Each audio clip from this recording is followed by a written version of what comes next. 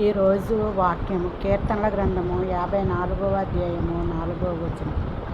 దేవుడే నీకు సహాయం చేయువాడు, ఆయనే నీ ప్రాణమును ఆదరించువాడు. ప్రియ సహోదరి సహోదరులారా, మనము ఏ స్థితిలో ఉన్నప్పటికీ కూడా మనకి సహాయం చేసేవాడు దేవుడే తప్ప ఈ లోకములో మన బంధువులు కానీ, మన స్నేహితులు కానీ, మన రక్త సంబంధికులు కానీ, మరి మన కన్న బిడ్డలు కానీ ఎవ్వరూ చేయలేని సహాయాన్ని దేవుడు మాత్రమే చేయగలడని ఇక్కడ దేవుడు సెలవిస్తున్నాడు. నేనే నీకు సహాయముని చేయువాడు.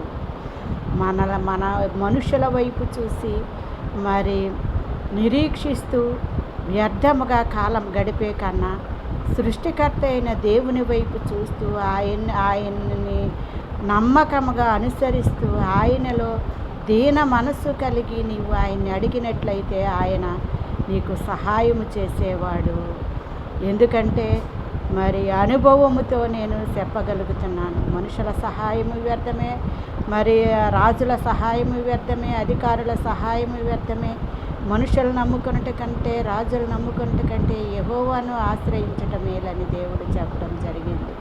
కాబట్టి మనము ఏ స్థితిలో ఉన్నప్పటికీ మనల్ని ఆదరించేవాడు, మన ప్రాణమునకు సేద తీర్చేవాడు, తెప్పరిల్ల చేసేవాడు, మనము ఈ ఆర్థిక ఇబ్బందుల్లో కూరుకుపోయి ఉన్నప్పుడు మనకు విడుదల దయచేయువాడు ఆయనే తప్ప మనుషులు ఎవరో సహాయము చేస్తారని, ఎవరో వచ్చి మనకి ఏదో ఇస్తారని ఎదురు చూసి మరి నువ్వు అవమానం పొందినట్లయితే ఇక నుండైనా దేవుని వైపు చూసి దేవునికి మొరపెట్టుకుని ప్రార్థన చేసుకుంటే దేవుడు తప్పనిసరిగా మనకు సహాయం చేసేవాడు.